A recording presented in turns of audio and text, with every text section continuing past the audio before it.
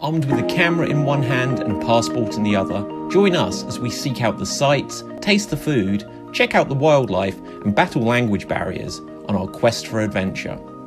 My name is David Pustansky and this is my girlfriend Rachel Jayne, and we are jet-lagged and loving it. It was really hot. It was really hot. And now it's really cold and I miss the sun. Okay, so this is probably our last trip of the year. Probably, as there's only 2 weeks of the year left. Well, exactly, so probably. Yeah. You know, I don't like to put definites on things. Like, get yourself into, like, yeah. Right, so, probably our last trip of the year. What we'll do is we'll do a little bit of a retrospective as well, so we can splice this into some of the earlier episodes. So, what was your lasting memories of Dublin?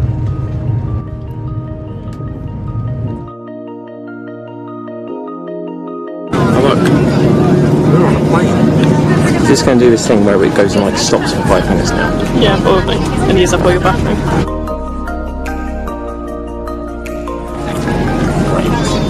Now, the first thing that's worth mentioning for those who do not know is that when you watch a film and you can hear characters talking to each other on a plane, it's a lie. Planes are loud, like stupidly loud.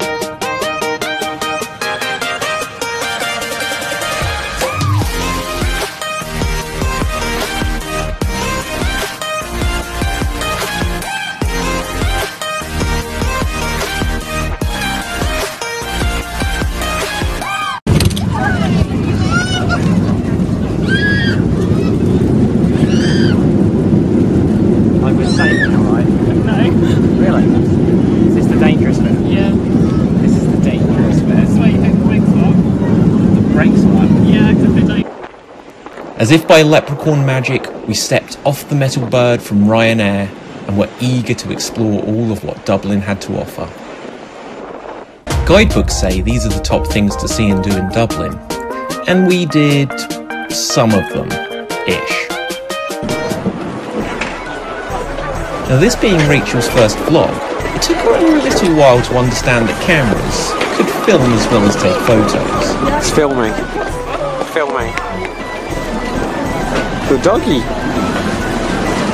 She'll get there eventually. It's not a photo. According to Wikipedia, Dublin is the capital city of Ireland, and the people who come from there are mostly Irish. Famous people from Dublin include singer Sinead O'Connor, UFC fighter Conor McGregor, and also the lion from the MGM logo. How cool is that? Whilst on our adventure, we saw this cool statue of Oscar Wilde, which interestingly had coloured clothes but a white face. I would have researched why this was the case, but I got distracted by this other statue of a naked torso. So here is a castle of the Dublin variety. It has pointy bits at the top, and then Gothic architecture. It's got Gothic architecture at the top and scaffolding to the right hand side.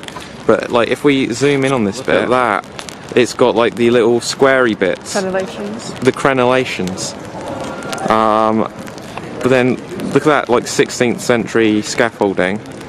And then if you actually look up to window, you might see the ghost of Dublin. So what was your lasting memories of Dublin? We did an escape room. Yeah. We have no footage of that, so that's going to make it an interesting thing to edit together. We've got that photo of us in the red cloaky things outside, so you could just do something with the photo. Animate the photo or something. No. But that's what you're seeing on screen now. Okay. It's raining. What do you feel about the rain, Rach?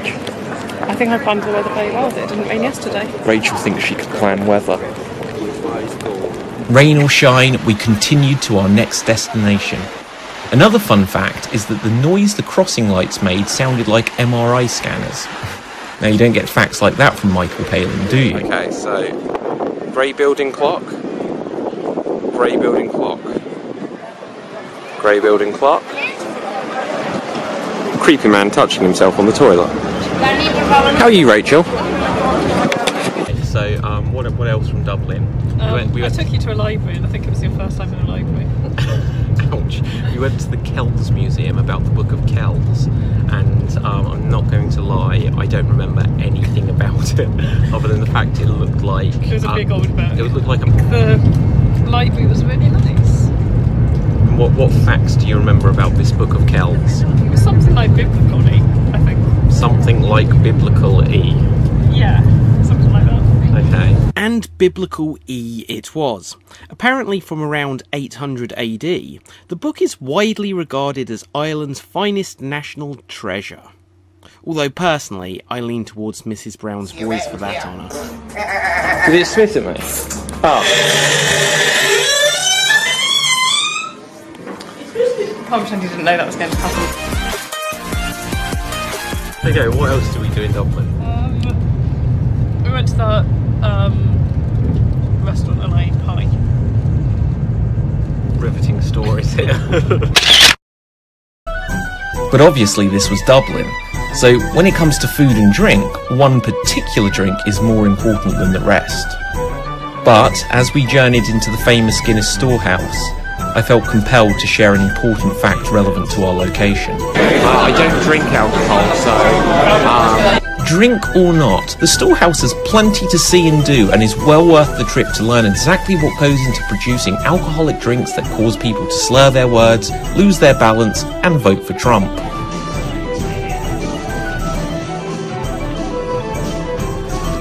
There you go, fixing the world's problems one tie at a time. It's gone up my sleeve. So sláinte translates to cheers or directly to your good health. So sláinte everyone. Your tour continues through the white arrow. Thanks very much. Enjoy the rest of your day. Sláinte. Yep. As fun as the storehouse is, we did find a couple of flaws. The alcohol quiz.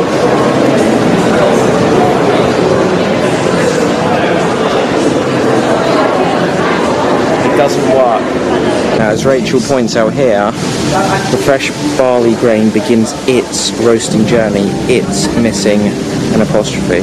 Do you like Guinness? The first night when we got there, like we went straight from like the airport, dropped our bags in the hotel, and went straight to a pub for Guinness. Yeah, I loved it. The second night when it was like the live music, not so much. Guinness, it was like it's pretty good. And by the time we got to the Guinness Museum, it had to have a whole it wasn't a museum.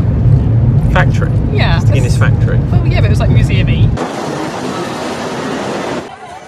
Upon reaching the top of the storehouse, you're treated to a fantastic view across all of Dublin, and treated to a free pint of the brown stuff.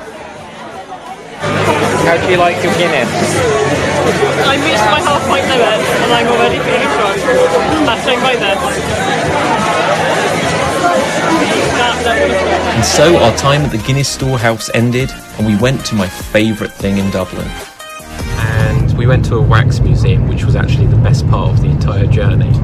Oh yeah, if you ignore the fact that the figures didn't actually look like... That's why it was so good. The Wax Museum in Dublin is different to something like Madame Tussauds. It doesn't feature loads of current celebrities and public figures. Instead, it feels like looking through a toy section of a charity shop to see a random selection of action figures that vary in era and quality. Highlights include Arnold Schwarzenegger from the 1997 Batman and Robin, Michael Jackson with the fullest eyelashes of all time, 1970s Superman, 1970s Dracula, Weight Watchers Santa Claus, and overweight Elvis. Who doesn't look like Elvis? Were you dancing with Jedward? They should make this wax museum great again. He doesn't look like a real person. Thoughts? We've got to take more than wax to make him great again. Exactly. Because there's something I need to point out to you. Here we see the Frankenstein's monster, the creature, the watcher.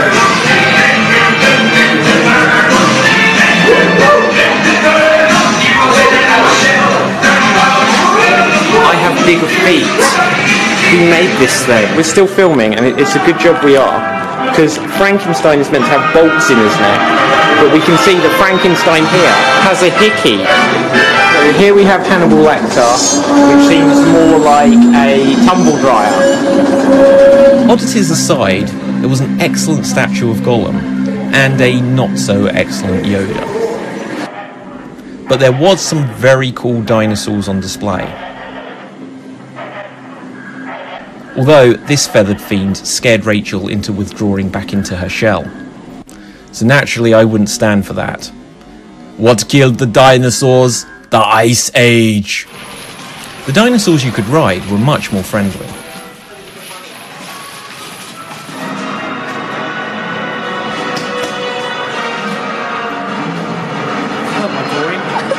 Speaking of groins, what the hell is this thing? Outside of the toy box of Waxworks, there was lots of interactive features which make the museum a joy to explore. Right,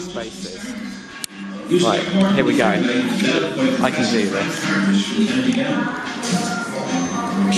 Truthfully though, I'm not certain this was meant to be an interactive feature. It was closer to the vent from the movie Aliens.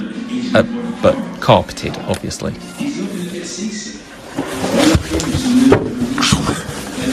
There's nothing, there might be something this way. There's like a hole there for your face, but we don't have to do that bit. My pants might be falling down, so be careful. Don't go on there. Here we go. Can you see me? No. Hang on, just poke the camera around the corner. Hello! No, but point it upwards. Hello! Right, well, you go back down and my face will poke out somewhere in a minute. The Wax Museum also had a mirror maze, for some reason. So Rachel and I decided to have a little race. Upon reflection, we agreed this was a good idea. Place your bets on who you think will win.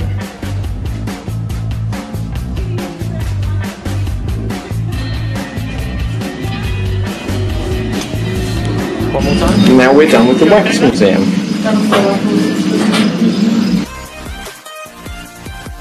Being in Ireland, we had hoped to see real-life leprechauns, but this statue was the closest we got.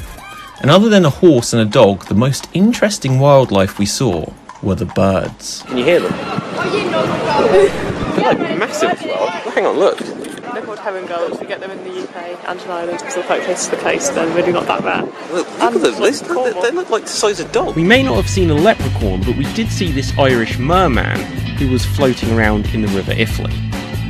We did suspect that he had upset the birds and was pushed in.